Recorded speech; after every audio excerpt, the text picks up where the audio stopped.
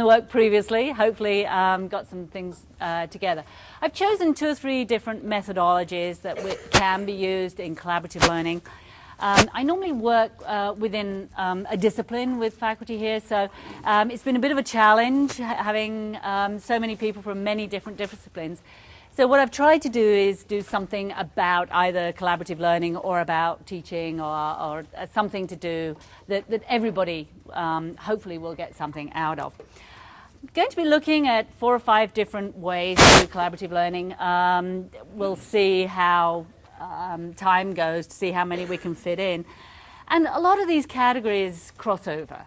I hate categorizing things too much because it's like, so what's the difference between inquiry learning and problem-based learning? Well, it really doesn't matter as long as what you call it, as long as the students are getting some really good learning going on there and building their own knowledge. So I'm not really one for labels, but if you want labels, the things that we're going to be looking at today are things like talk to your neighbor, peer instruction, inquiry-based learning, problem-based learning, some case studies and peer review. And then the team-based learning will be the workshop after this. So I'm not going to touch on team-based learning too much in this session, and I'll do that in the next session. So to start with, we have given out some copies of case studies, of quotes. Kathy's given those out. We only have 1 per table.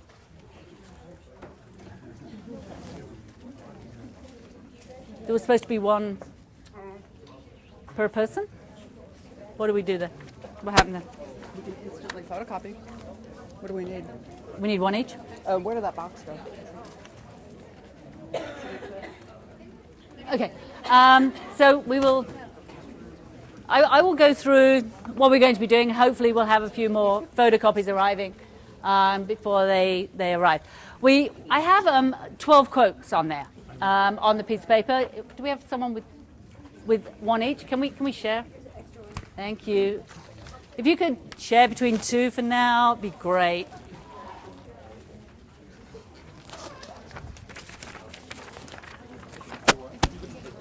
You've just got 1 between you? Yeah, thank you. Anyone not got any? There's 3 there. I don't know. We're supposed to have 1 each. I asked for 1 per person. It's none of it is in here, right? No. So I don't know how, when I said 1 per person. I don't know what happened. So she got 75. So how many people are here? I don't even know that. So maybe we need some more of those too. This is for this afternoon or no? Yes. Yeah. This is for now. This is for now. Can Yeah. we get started with Collaborative this? learning. And I'll. Well, it's okay. There. So, sorry about that. We've got a lot more people here than we thought we were going to have. So, they're getting some more photocopies, so we can start the activity. There's 12 different quotes there that are just about education from different people. What I want you to do, I want you to choose the 1 quote that speaks to you the closest. Is there anyone that can't see a copy anywhere? Is there anyone that cannot see a copy? Everyone can see a copy. Okay. I say we're getting more copies coming down. So have a look at them and see which one speaks to you. It doesn't have to be something that you believe in, but it's the one that you feel strongest about.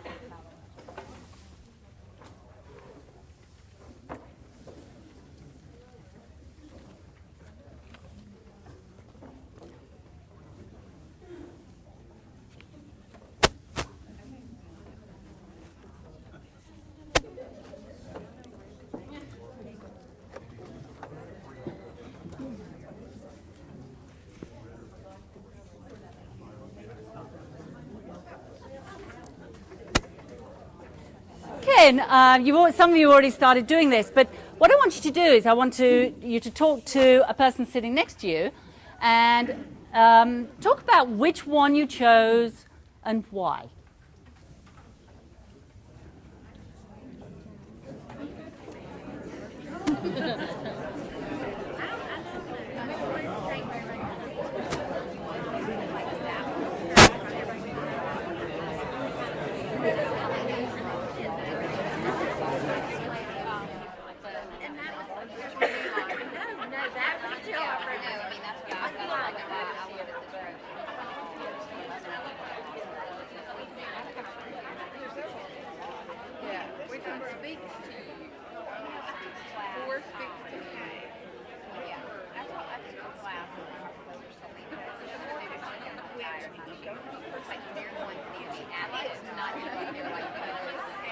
Which one speaks to you?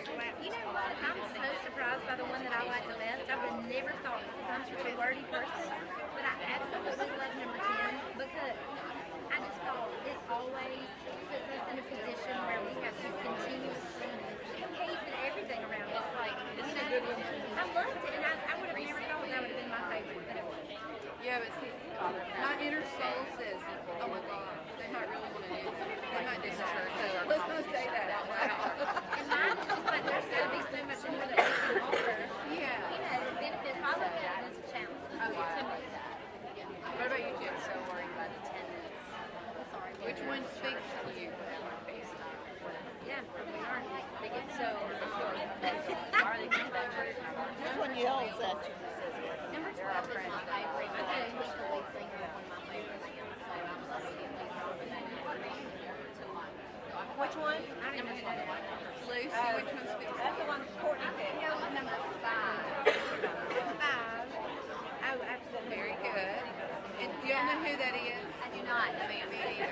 Kathy, which one speaks to you? I kind of like number 8. Me too. Maybe that is not surprising. Have you ever read the book Teach Like Your Hair's on Fire? No. But I love it. I did have this quote on my Blackboard bar. I never heard of it. And Sally, you said 4. John Gardner. Oh, we know Gardner. This is Gardner. What about y'all? Jennifer, what's yours? I say either 2 or 5. They went with 2. And you like number 6. Because you didn't read them. Like, what's yours? I like 5.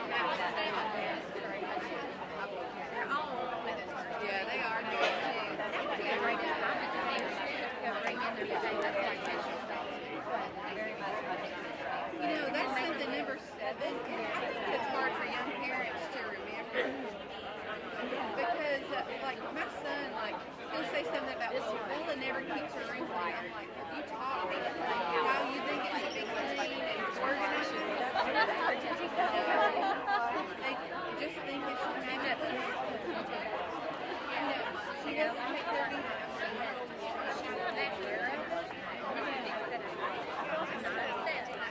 Right, can we convene together now, please, and just let's hear what some of those people were talking about. There was lots of discussion going on there. So what I'd like to do is you to now start thinking about, when I said to you choose one, some of you started talking immediately to your neighbours. Some people didn't. Some people did what I asked them to. And that's something when you're doing this with students that you have to really make clear. If you say think about it on your own, that's what you really mean. I'm a great believer in when you're asking students to think, the first thing they have to do is think about it themselves. And sometimes with students you get them to write it down. Write down on a note card which one you would like, just a number, or again with clickers you can get them to choose, or and any other way that you can get them to actually think about it themselves first. Then start talking about it. Because then they're so much more aware of how their views different from other people's or how they're similar to them. If you don't ask them to write it down or you don't ask them to commit to something, they tend to free float. And that's the last thing we really want when we're working as a group. We want people to commit to something. And so they've got a base to argue from. So who changed their mind once they started talking with other people? Did anyone change their mind, or did you stick to your guns? That was the one that I really, really liked. Nobody changed their minds. Well, that's kind of unusual. Normally it's like, oh, I hadn't thought of it that way. So I want, can we have that table? Can you tell us, yes, sorry. We have this table? I don't think this is working. Is this working? Oh, okay. If we can have this table, can you let us know what the person you were talking to, what their main philosophy was? Well, we kind of just started talking out loud, and we picked 2 right away. 4 or 5 of us picked 2 right away that spoke to us. And then we just read more, and then we said, oh, but this can't be overlooked either. So looking at all of it, and what did you get from other people joining in with that conversation?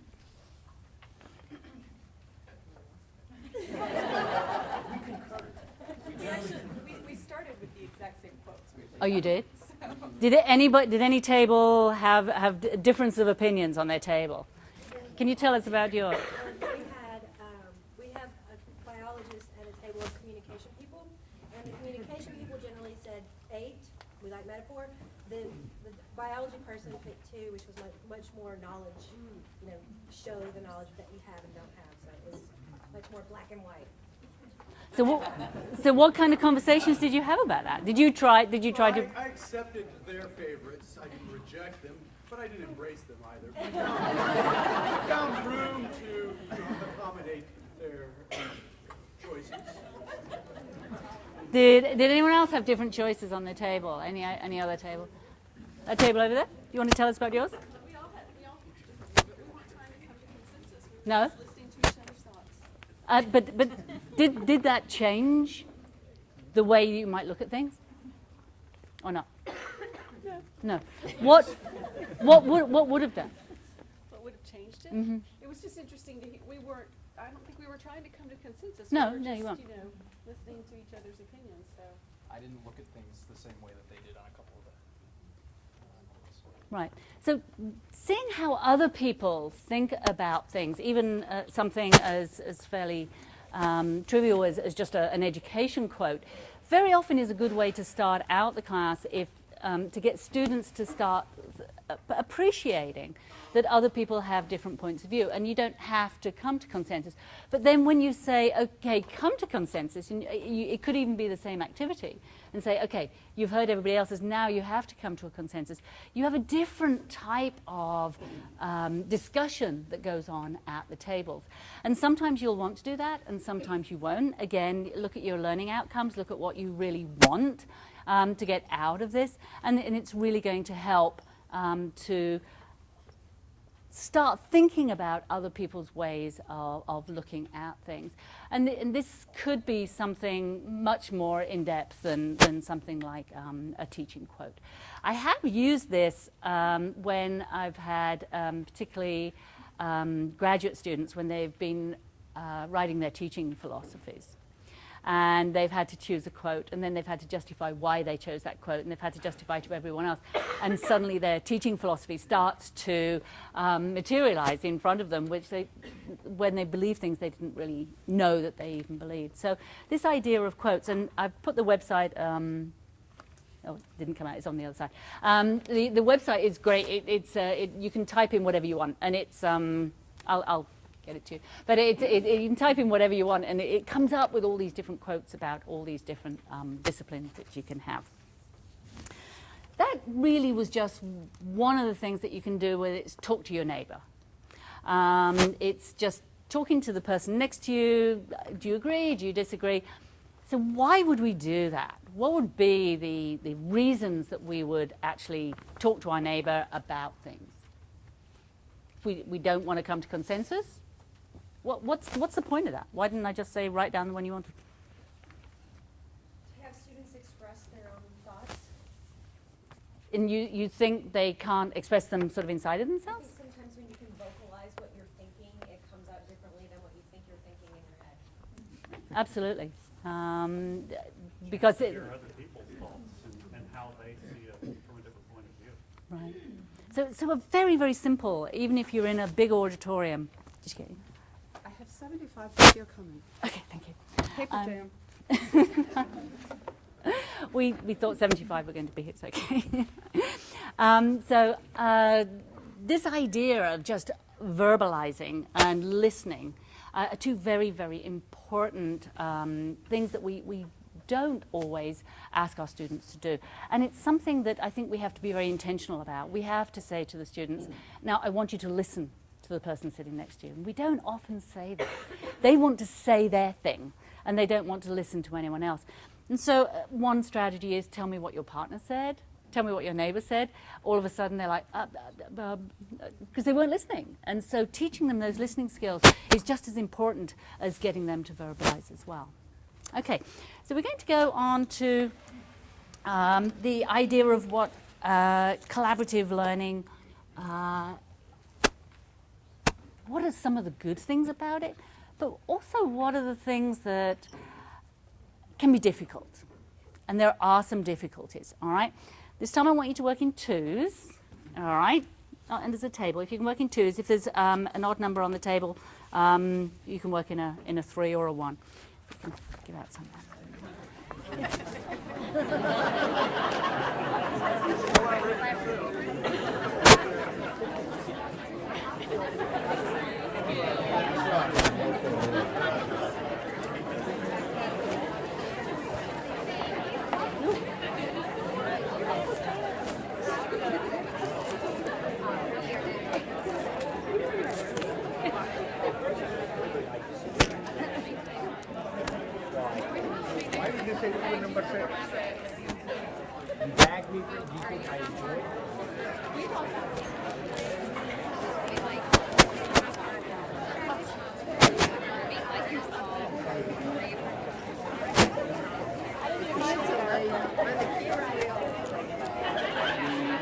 you.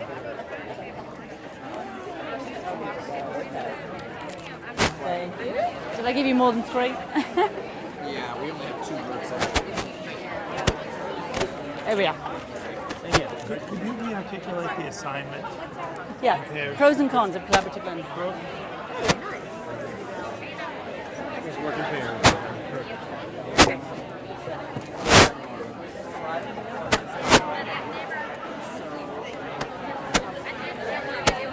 She's decided to go haywire. Okay. These are all front and back. This is front. Okay, I just told him to work in pairs.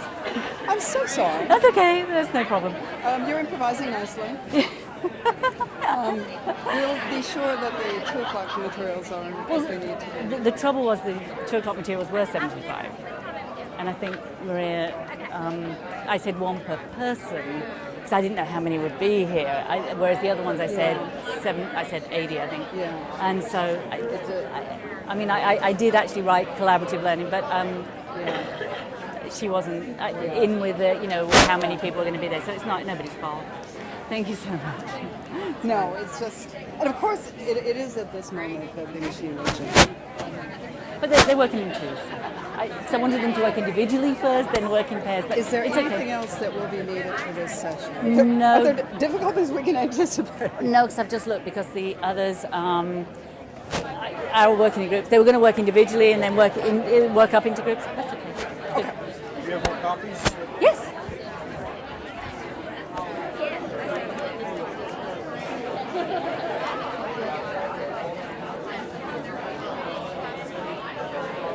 These on the back, are they? Thank you. Sorry. When I say what's on the back, you're going to have to improvise just a little bit, because there's nothing on the back of these. Are there any that are coming back? No. Oh, yes, there are. There's some. There's some. Oh, there we are. Oh, no, look at that. Come on.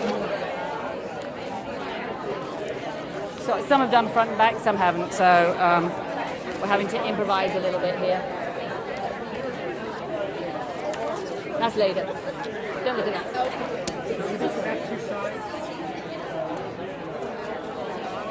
I'm sorry, you sat there so patiently. My students don't do that. Where's ours?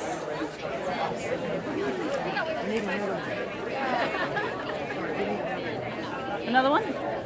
You're working in pairs? You're working in pairs.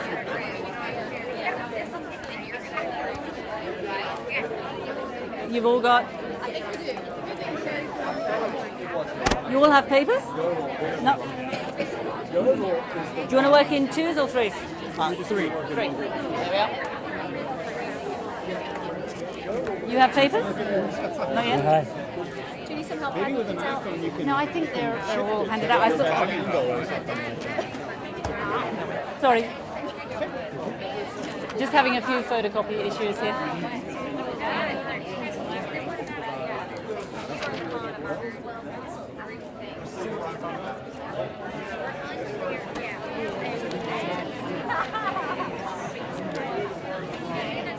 You want two?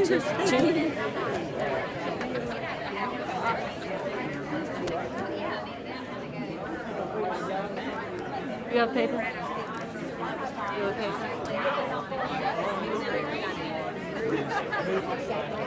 You have enough papers for this? Yeah.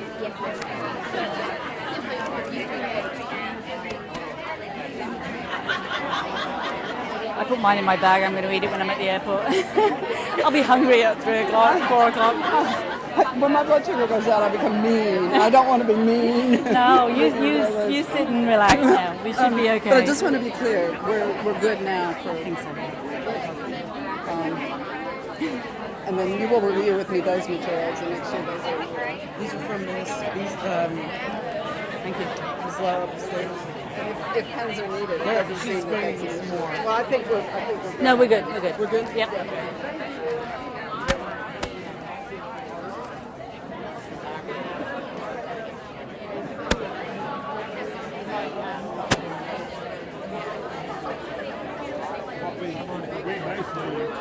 You don't have paper?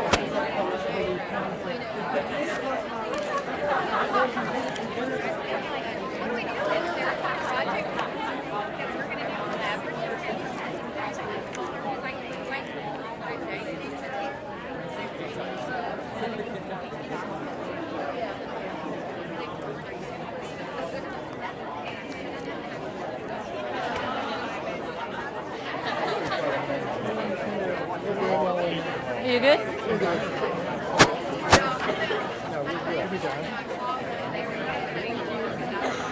You're going to be sharing later.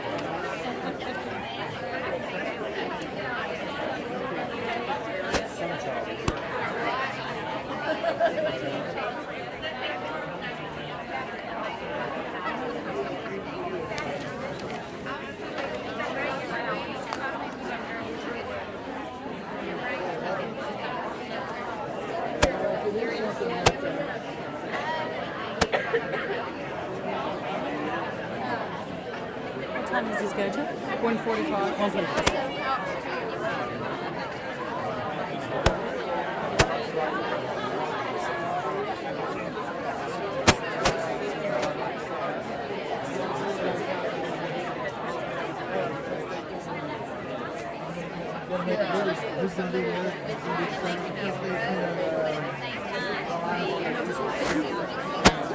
It's like you're not too keen on it.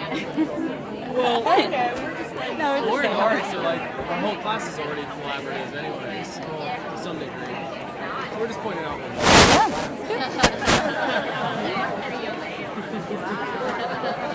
But we're used to the pros, so we're venting there. That's good. That's good to vent. That's good.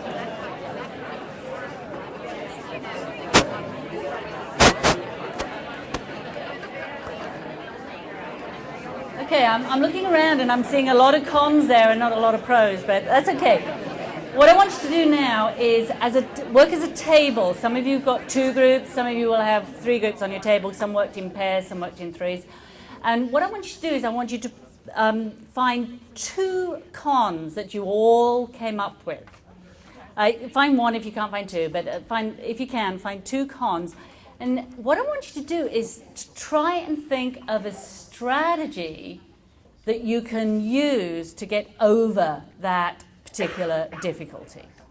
So if it was, I have 350 students in my class, then try and think about how I could still use collaborative learning with that. So as a group, brainstorming, first of all 1, and then see if you can get 2 cons, and try and get some solutions as to how you can get over those cons.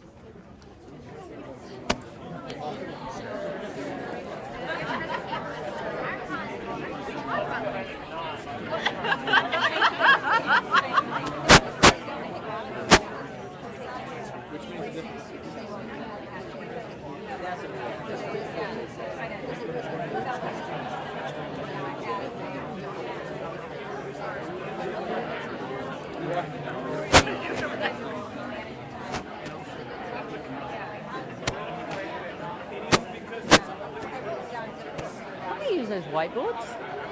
Would you like one? I'd like all three if we can. So I want them to come up and write Know what you're doing beforehand. strategy. It's not that you just sort of puzzle through. So I Oh, have they're to not be on wheels? upfront. This is the rubric. This is how it's being evaluated. This is how. Oh, that one, these two will be. Oh, This is how the scores okay. interview. Okay. Well, if we can get Even all with three, it'd be individual great. feedback, I reserve the ability to alter the grade if I didn't feel like, for example, if you had to say people have said this person should get full credit and then one person said they should fail, right? Then I can make a judgment. I just thought it something that we could share. Yeah, I take into consideration, but it doesn't. It might not necessarily be the final. I haven't really. Yeah, just scattered around. I look at the only ones that I've had issues with are the ones where the person has been the really boss leader of the group. That one splits. Like some like it, some don't. But most of the time, they'll report the same slacker. They underscore themselves. They always underscore themselves. Their whole group is 25 out of 25. They get 2020 or something.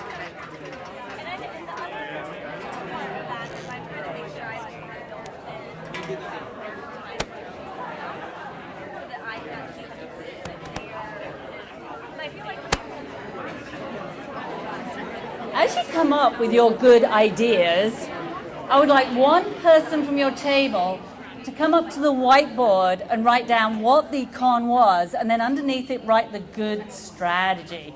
And if more than one table's got the same con, maybe we can get 2 or 3 different strategies for each con.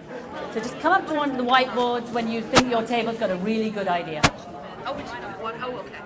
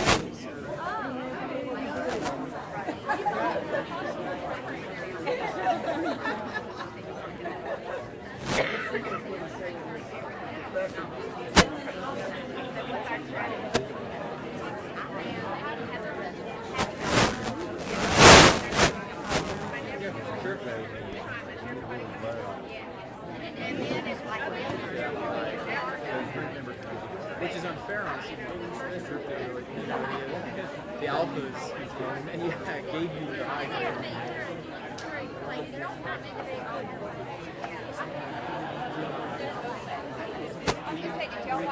Yes, please. Share as much as we can. Sorry. See, if we had technology here, we would have Google Docs and we would all be adding this to Google. We didn't think that there were that few pros. We just didn't get time. We spent time there. So. I'm not assessing you on this. Oh well. We can see even over there on the slide if you want. But then if we can share some with the others, then we can start sharing some ideas about how we can get over things like assessment, things like, one person dominating group. I mean, there's always these things that really come up, and some people have got really good ideas about how to deal with those things.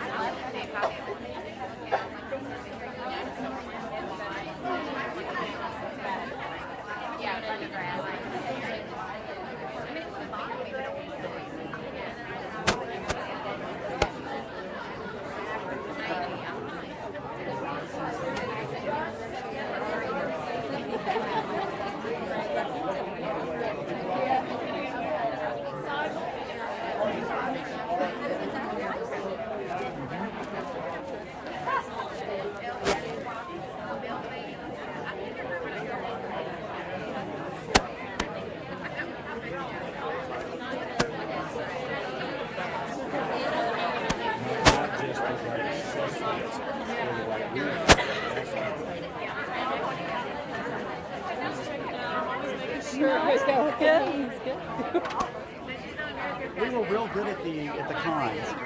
So we've got 2 cons. Well, that's the things that we need to share. That's the things that we need to share, the strategies about how you overcome them, How do you overcome them? Peer review. And so Yes. we call it police. Well, I always have self-policing is what I always call it, because I do lab groups, and my lab groups, I tell them I do not want to see a situation where someone is free riding, or where two of the three members are excluding the third from participation in the lab. And so I say, if I see a member that is being excluded, and you don't come to me to let me know what's happening, I deduct points from the whole group. Yeah. Find there's a group size that works really well. It depends on the subject. Oh, see, I do not want to. I'd like to have group sizes of 3 in my labs, but I'm forced with 4 a lot of the Yeah, time. I mean, I've had groups of 8, which is too many. Oh, okay. I found 6, between 6 and 7 is the best.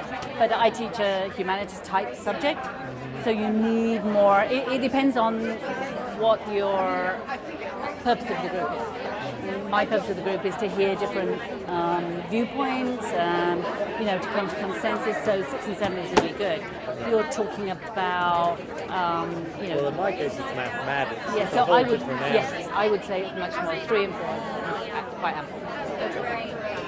Well, I'll be doing some group work in one of my classes this fall, so this is actually going to come in handy somehow.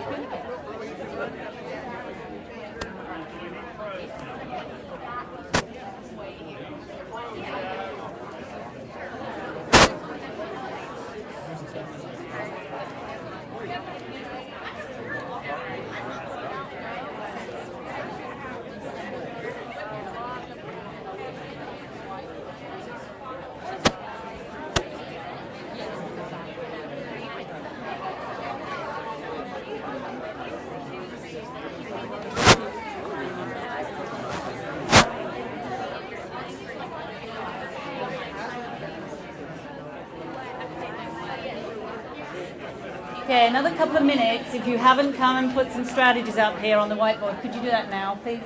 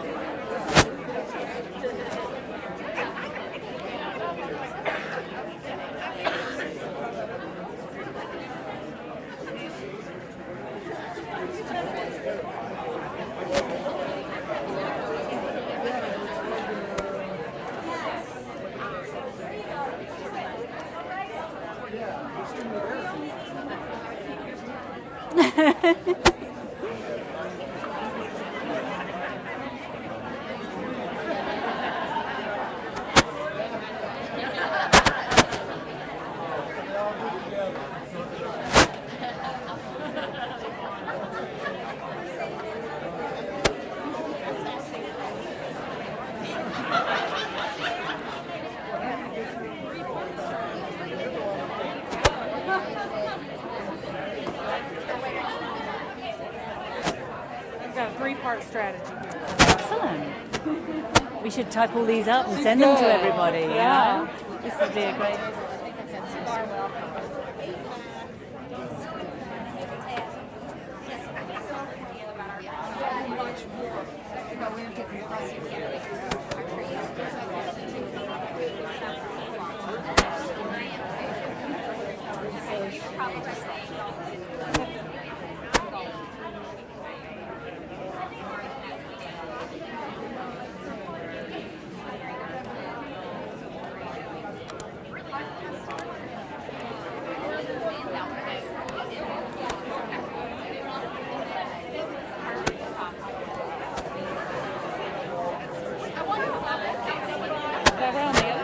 No, it's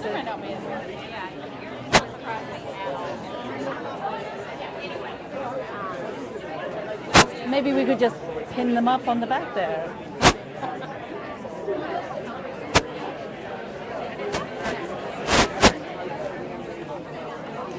Okay, if I can get you back now, please. We've been looking at some of the strategies on the board. A lot of you have shared some strategies for the difficulties that you might have with collaborative learning. One way of using this in the classroom is if you opened up a Google Docs and students could place all theirs ideas into a Google Docs, and then you could compare them. This is my technological equivalent of Google Docs. We would also take in anyone who's written on the back and hasn't had a chance to get them on the whiteboard, and maybe we could collate them and send them out to people. So we then have a collection of just strategies you might not have thought of, or ones that you might like to try next time when you do collaborative learning. Because it's always the things that we don't know how to deal with are the important things, and that's why I asked you to do the cons and rather than the pros. Okay. So thank you for that, and I will leave these up here, and we'll write them down, and so somehow we can get these to you and make a collaborative effort. If anyone didn't get a chance to write it up here but has it on their piece of paper, please make sure either Kathy or make sure Kathy gets it, and we can compile all that. Thank you. What we're going to do now is I'm going to put you into groups of 5. I don't think it's good. In team-based learning, you always keep your team together. In group learning, you tend to mix up your groups. So what I'm going to do is I'm going to ask you to count off in 5s, and then we will work. So I will start at this end, and we'll get the groups together. So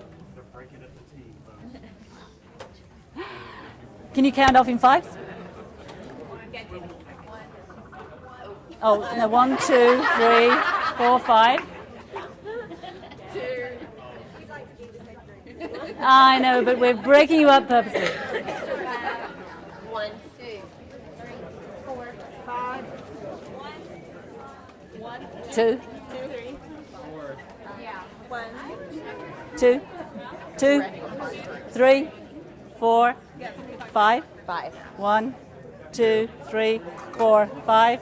1, 2, 3, 4, 5. 1, 2, 3, 4, 5. 1, 2, 3, 4, 5. 1, 2, 3, 4, 5. Nobody's listening. Okay.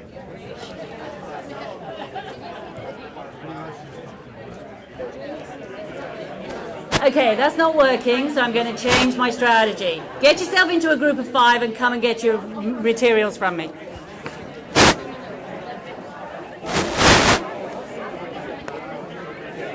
Okay, there's 5 sheets there. One person reads 1 sheet. Okay. All right? These are 5 different sheets. So one person, just rip them apart, one person reads each sheet. All right? So one of you 5. Is that 1 or 2? 1. Thank you.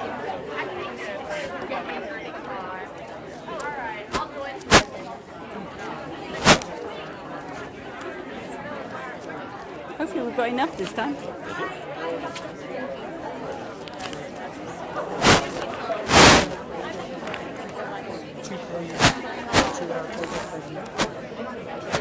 There are 5 different pieces in here, 1 per person, all right? So we're still staying at our same table. Whatever you want to do. Get yourself into 5 people. I don't mind how you do it.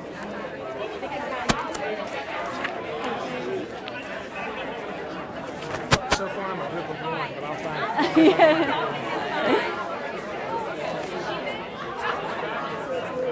Okay, I've given everyone who's come out to me a packet with 5 different readings on there. Pull them apart, pull the staples apart, and each person gets a reading. There's 5 readings. I want you to just sit quietly now. Don't discuss it with anybody, and just read your reading that you happen to have. I'm going to give you about 3 minutes to finish that reading off.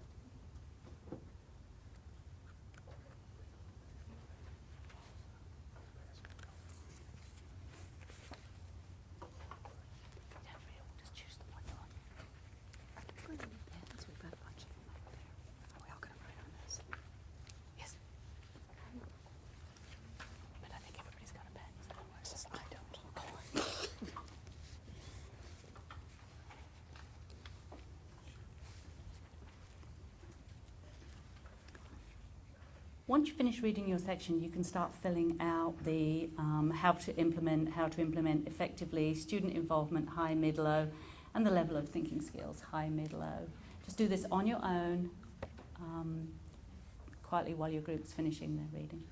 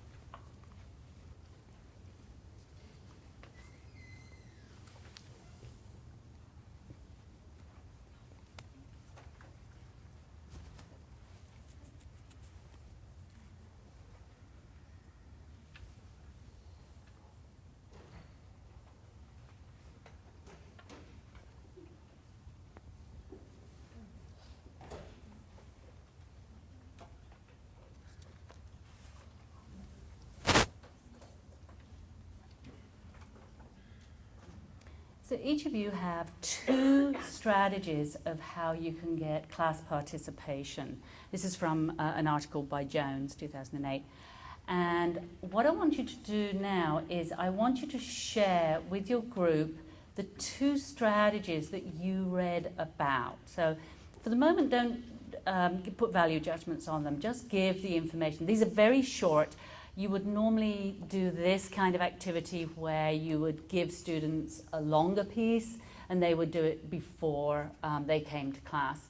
And having that kind of table that they could fill out would really encourage them to read if you could organize their thoughts a little bit more and ask them to bring in that paper for class. So they've got a product that they bring to you.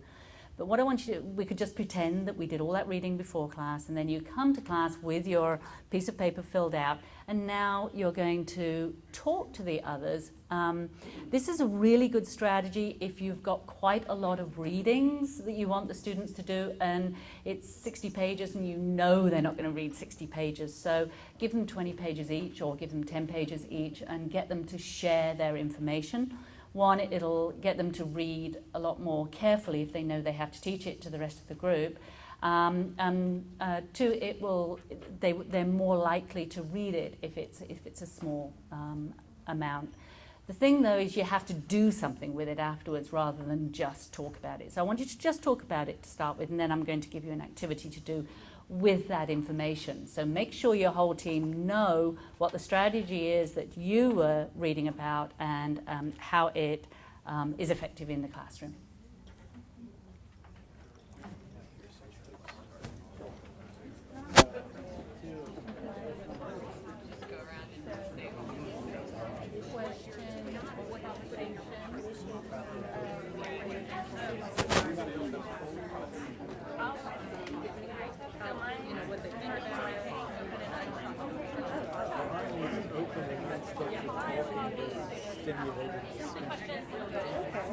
So you should all have different ones. That's why they were stapled together, so nothing could go wrong this time.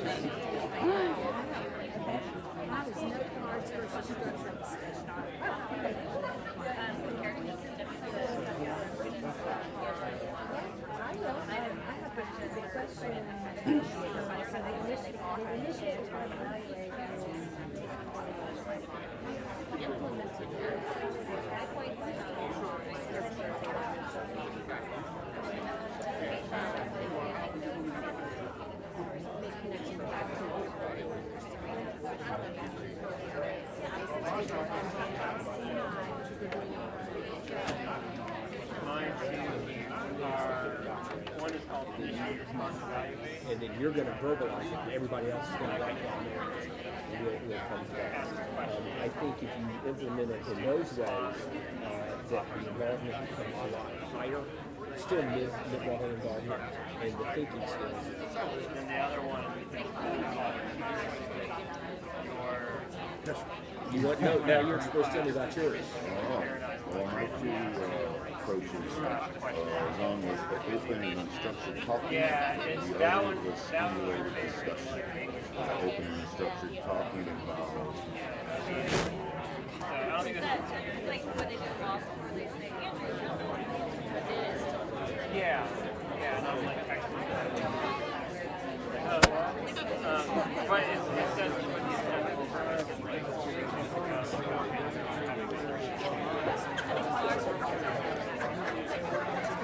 I had two strategies that I actually used. One is to give a writing prompt. Mine pertains to like kind of engaged note taking. One was sticky notes, which is you have students use sticky notes, like actual sticky notes and reading to write down like summaries of ideas, questions or arguments they have with the pieces of the article. And then 3-column notes, which is I think 2-column notes is sort of a thing that people do sometimes, but this is adding a 3rd column.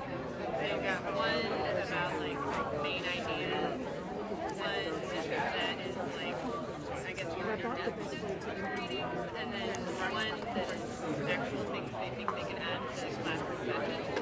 So I like that. Open up a Google Docs. If you go to the Google website, there's a tab on it, or if you go to Gmail, it'll say Google Docs, and you open it up, and it's like a spreadsheet, and different students can work on it all at the same time. Yes.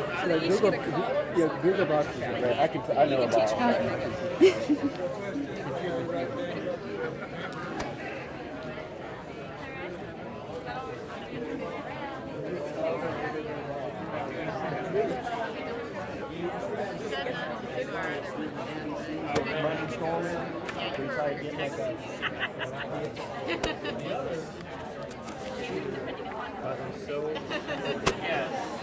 would be the first time. It'll be easy. It's just like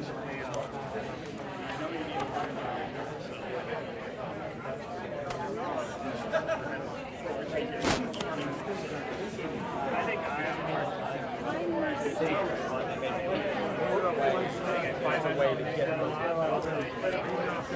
You could give away your life.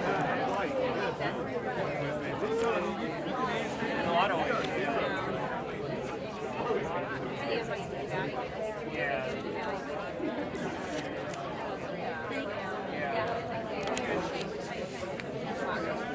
So the challenge is that often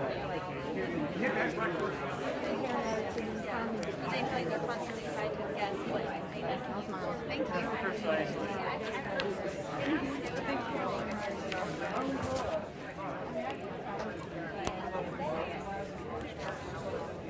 Yeah, or worse, like I had a faculty or a professor at UK who like his thing was he definitely did this, but he always felt compelled to say something.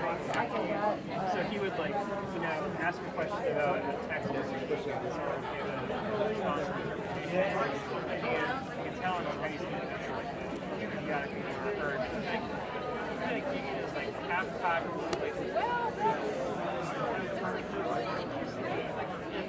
Okay, when you have finished sharing with each other your different strategies, then you'll see I put a piece of paper on everybody's table. There's just one piece of paper. I would have preferred this to have been much larger, but this will do for now. It's just showing you what you could do, but with students you would probably make the paper larger.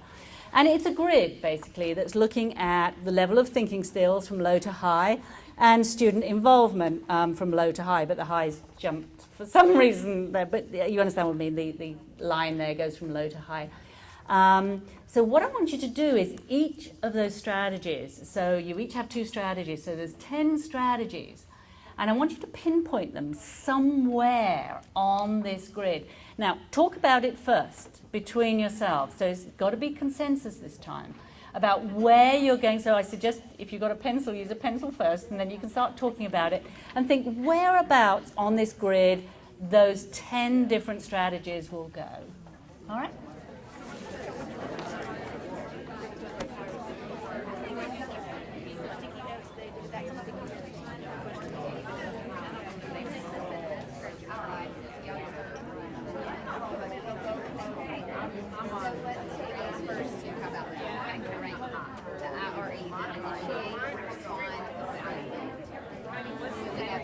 Okay, we're going to look at those first.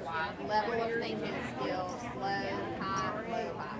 Yeah, that was supposed to be there. I don't know what happened. It wasn't like that when I sent it. Don't you just hate those diagrams?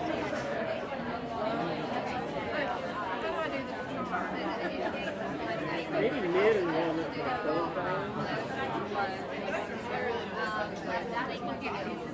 yeah, and I think the initiator started that. Okay, I have the chart, and I think we are plotting lower high student involvement, and then going from and then the opposite axis going low to high level of thinking skills. So we want to figure out if it's high, low, low high. What's the student involvement? Is that the individual student or the student? That's for you to describe. That should be the same thing. It's not necessarily, but if you're doing your group well, then individual involvement should be similar to your group involvement.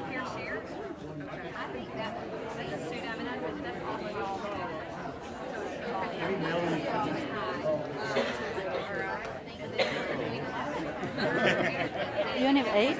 Okay. We didn't get all the articles. No, well, if you look here, you should have A, B, you should have A, B, C, D. You should have A, B, C, D, E. Does anybody have E? I've got E. You've got E. A D.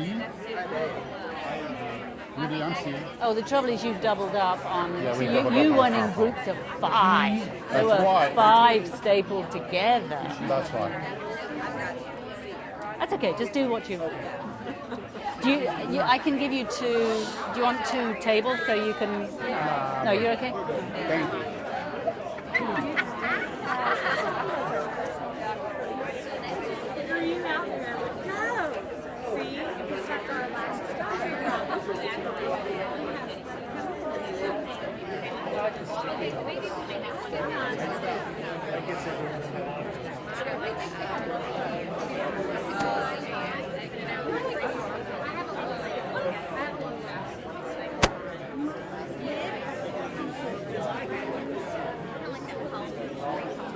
Mine is definitely with the structured discussion is going to be low, because they're definitely going to rely on that one person as we were talking about.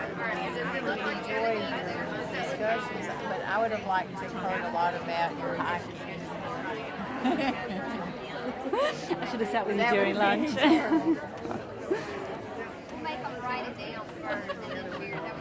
knew I could use the note cards with the students actually coming up with their own questions.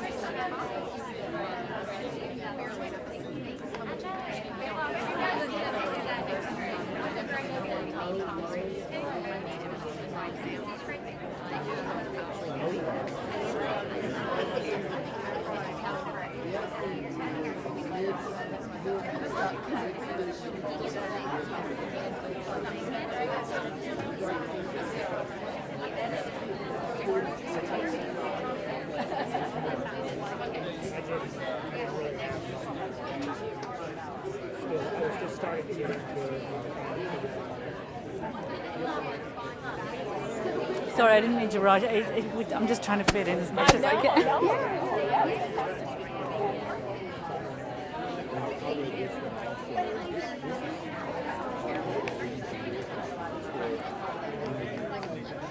Give students a taste of when you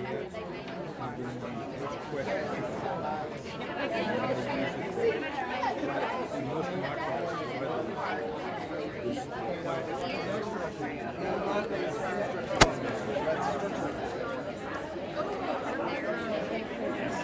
That's the stimulus. Something in between. This is a slow down. Right.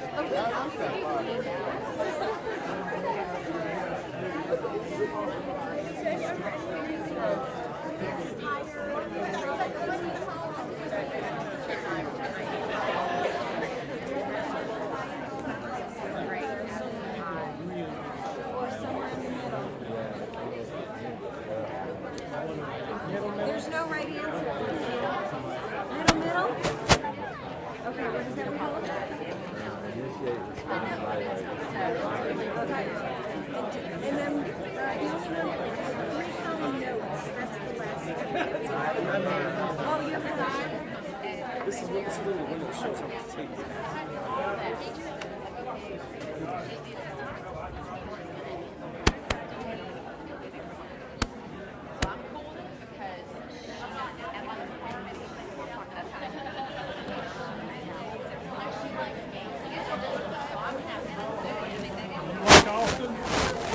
Yes, I did. It took me a little while to get used to it. It's a nice city. Yes, it is. It's beautiful. But I came from Miami and I really miss the ocean. Oh yeah. Yeah, but I love Austin now. There's so much to do in Austin. Yeah. If you, Such if a you're diverse group. It's where what I hear where the hippies and cowboys meet. not too many cowboys in Austin anymore. You have to go out to like Round Rock to get there. So what? Are you from England? I take it. What part? Yorkshire. Okay. You know England? Well, not a whole lot. Now Yorkshire is north. That's where York is, right? Yeah. I have a soccer player actually from York, within York Minster. He said York Minster from his house. Yep. I've never been to York. That's one of the few places I haven't. I know. I hear it is. That's not where I'm from, but York is beautiful. They're in the news at the moment. They've just found the remains of King John, and they're trying to get John back up to Europe to put his remains there, and they want to put him in Westminster Abbey. So there's the whole Plantagenet. So where did you go in South America? All over? Yeah, I taught in Brazil for a couple of years, and then I went down to Argentina, then across to Chile, Bolivia, Uruguay, Bolivia, Peru, Ecuador. Then I went dangerous in some places. Peru. Peru was dangerous. That's what I was thinking. I mean, Peru has always been an interesting place, but it's, you got to traveling on the bus. I didn't meet anybody who traveled on the bus that hadn't been robbed or attacked. Yeah. It was a pretty frightening place. Yeah. Then I went up to Venezuela, Colombia, Guyana, Trinidad, Cuba, Costa Rica, Panama. Wow. That's great. I tell you, I've been to Quito. I love Quito. Yeah. I actually went on a mission trip and I felt like I was on vacation because we did a mission during the daytime and it was like a tourist. I actually love Quito. I mean, I love the weather. I mean, it's like, excuse me, we had a guy go down with this big, pretty heavy guy. He said, this is a fat man's paradise. He goes, it's 75 in daytime and 50-something at night. Yeah. Oh, it was warm.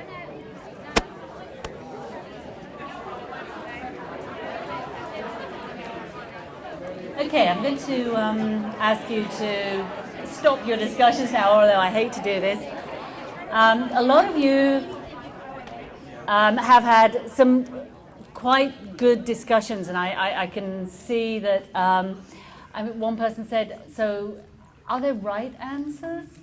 There is a chart in the article that the author has filled out, but I would argue that no, there aren't any right answers. There are probably some very wrong answers that aren't quite as right that you could argue, why did you put that there? And I will go into this in a lot more detail in my next session in team-based learning. But the whole idea now of doing some kind of peer review is very interesting for groups to do. And you can do this in various ways. For this particular exercise, what I could have done, there was actually probably too many of you to do it, is to ask you to put your answers on a transparency. And then just put the transparencies, piled them up, and if you had about 4 or 5 groups, that's a really, really good way of comparing each other's work and seeing if there are any real outliers there. It's a bit like a scatter graph, you know, you could see it. And there's lots of different things that you can do with a scatter graph. If you just got a dot cam or a good old-fashioned overhead projector, you know, I mean, I don't think anyone actually uses those anymore. But you have to use transparencies to really get that idea. The other idea would have been to have put it on a much larger piece of paper. And I don't have time to do this with you today, but this is a really, again, if you don't have 150 students in it, well, you can actually do it with 150, but you put it on a slightly bigger piece of paper, like a big Post-it, and put them around the room. And then each group has 2 Post-it notes, 2 small Post-it notes. One of them has a star on it, and one of them has a question mark on it. And they go around, and as a group, they have to determine which one they think is the best one. They're only allowed one. They have to think of the best one, and they have to try and think about why they think that one is the best one. And that best one, they put the star on. Then they have to look around and see if there's something they want to ask a question about. Like, why did you put that there? Or, I noticed that you have a lot of things that are a lower order. Can you explain that to me? And they put the question mark. The second Post-it note is a question mark. So you put a question mark on there. And then you do a group discussion, basically. You say, okay, who put the question mark on there? Could you ask your question? And so the group has to justify why they put those particular things in those particular places. And this is called a gallery walk. And I say I'll be doing one of these in my next session. But we just don't have time to do that today. But there's a couple of ways where you can do that peer review without having peers assess as such, you know, by giving them numbers, although this is one way you could do that, but they'd have to build a rubric first before they could assess it. And what I want you to do now is just reflect on how much you learned from people on your table. How much was expanded by talking to the people on your table. And I heard this, oh, I do this, and I do this, and this is a really good idea. And it's a really good idea now to start going, okay, I need to write a few of these things down, otherwise we're going to forget them. And so this type of collaborative learning, where you are building something, where you are producing a product, is a much bigger learning experience than something you would have got if I'd have just given you the article to read, and it would have had the table at the end of it. Okay, if you've got any questions, I'm around. You can come and ask me, or when I'm at the team-based learning session, you can ask me. But I want to thank you so much, everyone, for participating and being very forgiving at the beginning when we didn't have enough papers, and just the richness of your discussions. I commend you. You've got some great ideas on teaching. Thank you.